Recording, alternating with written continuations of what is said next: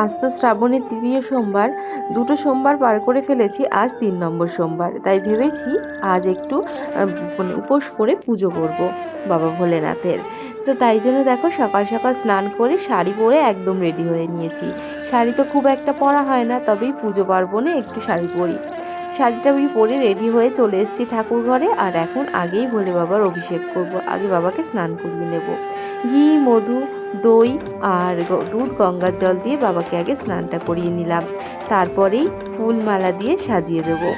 আগে জানো তো আমি যখন পুজো করতাম ঘরের ঠাকুরকেই, তখন না আমি ওই একসাথে পঞ্চামৃত বানিয়ে তারপরে বাবার মাথায় ঢালতাম। তবে এখন জেনেছি যে ওভাবে নয়, ঘরের ঠাকুরকে ঠিক ওভাবে পুজো করে না। ঘরের ঠাকুরকে আগে ভালো করে অভিষেক করিয়ে স্নান করিয়ে নিয়ে তারপরে ফুল দিয়ে মালা দিয়ে সাজাতে হয়। সেইভাবেই এখন কিন্তু পুজোটা করার চেষ্টা করি। দেখো অনেক ভুল ত্রুটি তো থাকবেই, তারপরেও আমি কিন্তু পুজোটা কমপ্লিট করেছি। বাবাকে পুরো সাজিয়ে দিয়েছি ফুলমালা দিয়ে, আর তারপরে প্রসাদও নিবেদন করে ফেলেছি। আর আমি শুনেছি যে শিব পুজোয় কর্পূর দিয়ে আরতি করতে হয়, তাই কিন্তু আজকে আমি কর্পূর দিয়ে একটু আরতি করে নিলাম। দেখো পুজো কিন্তু আমার কমপ্লিট। চলো টাটা।